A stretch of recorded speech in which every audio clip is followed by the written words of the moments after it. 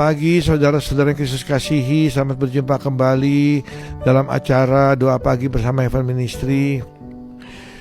Khotbah saya hari ini berjudul Usirlah Iblis dari Rumahmu.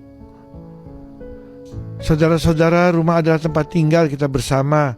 Setiap anggota keluarga mengharapkan mereka tinggal dalam rumah yang nyaman, penuh kasih sayang antar keluarga. Di waktu satu keluarga menempati sebuah rumah atau apartemen, maka rumah yang mereka tempati bisa saja rumah peninggalan orang tua, bekas milik orang lain, rumah baru, dan sebagainya. Tapi yang perlu kita ketahui, setiap rumah memiliki sejarahnya sendiri-sendiri. Banyak rumah tangga Kristen saat ini tidak dapat tinggal dengan tenang di rumahnya karena mereka merasa ada sesuatu di rumah tersebut. Kadang-kadang mereka merasa ada yang mengawasi mereka. Kadang-kadang mereka merasa ketakutan sendiri tanpa tahu penyebabnya. Bahkan banyak yang tidak dapat tidur nyenyak setiap malam karena selalu diganggu mimpi-mimpi buruk, benda-benda yang pindah sendiri, keran air dan lampu yang dapat menyala dan mati sendiri, pintu-pintu yang dapat terbuka dan tertutup, ada seadanya suara-suara orang yang berbicara dan gangguan lainnya. Semua peristiwa di atas dapat terjadi karena penghuni rumah tersebut telah mencemarkan rumahnya dengan cara mengundang iblis secara tidak sengaja masuk ke dalam rumahnya. Yang saya maksud dalam penghuni rumah, mungkin penghuni rumah yang lama sebelum saudara tempati, mungkin juga saudara ya. Penajisan dapat terjadi melalui kepemilikan patung-patung, dewa-dewa, jimat-jimat, cenderamata, buku-buku, kaset-kaset yang semuanya berasal dari yang jahat. Setan bisa masuk ke dalam suatu rumah karena pemilik rumah memperbolehkan masuk barang-barang najis tersebut, dan kehadiran iblis di rumah Anda akan mendatangkan kehancuran dalam hati dan hidup keluarga tersebut. Alkitab sendiri dalam kitab Ulangan mengatakan dengan jelas tentang kepemilikan patung-patung Allah lain atau benda-benda lain untuk mendapatkan kuasa rohani dari manapun selain dari Tuhan yang waktu kita sembah. Di waktu saudara-saudara kita menyimpan benda-benda tersebut di dalam rumah kita, kita mempersilahkan iblis untuk ikut masuk dan menguasai rumah kita, dan hal ini akan mengganggu kesehatan rohani dan jasmani keluarga yang tinggal di dalamnya. Gejala-gejala dari suasana rumah yang tercemar oleh barang-barang tumpas ialah satu, tidak adanya damai sejahtera di rumah tersebut. Sering terjadi percekcokan, pertengkaran antara sesama anggota keluarga, antara suami istri, anak dan sebagainya.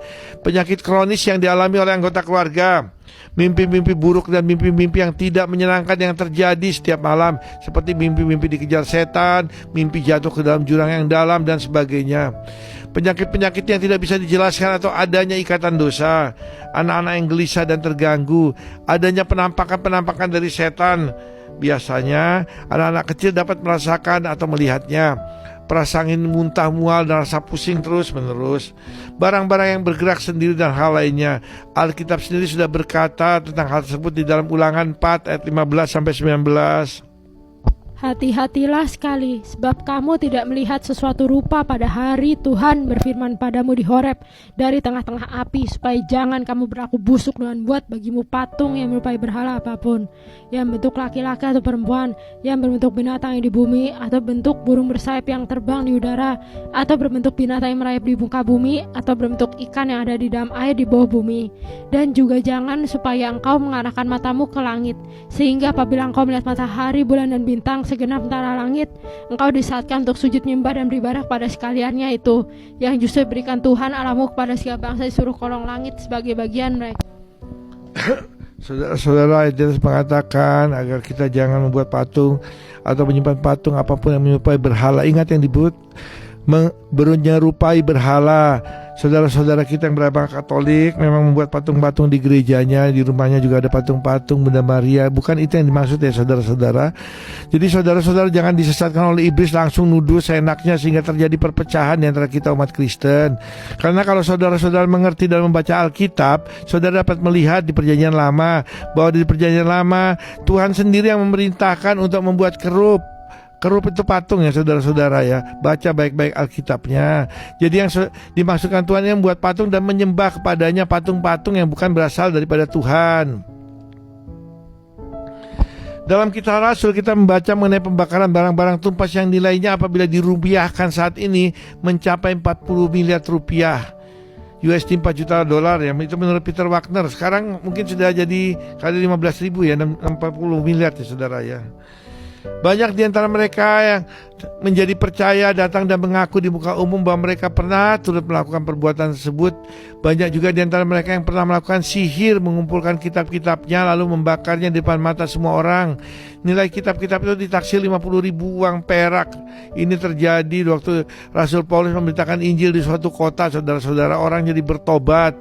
Orang-orang yang tadinya ikut sihir, ikut apa semua, karena Rasul Paulus sendiri memerintahkan, pasti Rasul Paulus yang memerintahkan membakar ya. Tidak mungkin orang ini membakar sendiri. Untuk itulah makanya diperlukan kita harus membakar barang-barang tumpas di rumah kita. Ditaksir 50.000 uang perak, dan mereka tidak peduli dengan sampai 60 miliar, saudara-saudara. Kalau saudara-saudara yang mata duitan mungkin mending dijual. Kan tidak masalah bagi orang yang tidak percaya kalau punya buku ini, patung ini atau sebagainya. Adapun benda-benda yang dapat menjadi pijakan bagi roh-roh jahat untuk tinggal di dalam rumah ialah satu, patung-patung dari dewa asing. Banyak cindramata dari negeri seperti Thailand, India, Bali dan lain-lain yang merupakan benda tumpas. Karena dalam pembuatannya mereka menyerahkan benda-benda tersebut kepada dewa-dewa. Penulis sendiri pernah ditawari lukisan di Jogja yang telah diisi dengan kekuatan magis agar orang mau membelinya. Jadi seolah-olah lukisan tersebut mengatakan, ayo beli saya, bawa ke rumah. Lukisan seperti Nyai Roro Kidul, untuk melukisnya sang pelukis harus berpuasa terlebih dahulu, saudara-saudara. Cindramata juga banyak yang berupa patung dari benda dewa-dewa yang mereka sembah. Penulis, mohon maaf, biasa nulis ya. Jadi saya sendiri pernah di waktu berdoa, tahu-tahu Roh Kudus berkata, ada barang benda tumpas di rumahmu. Waktu itu kami menempati rumah 3 lantai, rumah kecil ya saudara ya. Saya sendiri tidak tahu. Terus saya dikasih tunjuk patung Dewi yang cantik ya. Saya tidak tahu itu dari mana. Saya lihat patung Dewi cantik. Kemudian saya tanya kepada anak istri saya, ini ada patung Dewi di mana kita punya? Tidak ada seorang pun yang tahu. Tapi Roh Kudus bilang kepada saya, kamu simpan di gudang di lantai 3. Lantai 3 rumah kami kebetulan kan pakai buat gudang. Terus saya pergi ke atas, saya bongkar-bongkar semua gudangnya. Akhirnya ketemulah saudara-saudara, ada patung dari Thailand. Bayangkan, patung tersebut sudah 1 tahun lebih di rumah saya, saudara-saudara, dan saya tidak tahu. Kemudian yang kedua ya, benda-benda okultisme seperti jimat-jimat, kartu tarot, keris-keris pusaka, buku-buku tentang ramalan, horoskop, papan oija, boneka-boneka voodoo dan sebagainya. Termasuk di dalamnya tempat penyimpanan abu bagi masyarakat keturunan Tionghoa, tempat-tempat pemujaan di rumah-rumah dan sebagainya. Saudara-saudara dari kalangan Tionghoa, bukannya saya bilang tidak boleh menyimpan abu. Menyimpan abu penghormatan terhadap orang tua, terhadap leluhur. Tetapi begini saudara-saudara, di kalangan Kristen, apabila kita sudah masuk Kristen, apabila kita meninggal, Tuhan menempatkan kita di suatu tempat namanya alam penantian. Yang satu menuju surga, yang satu menuju neraka. Jadi orang yang mati sudah tidak ada lagi di tempat tersebut. Sedangkan menurut kepercayaan Tionghoa, have decided to follow Jesus.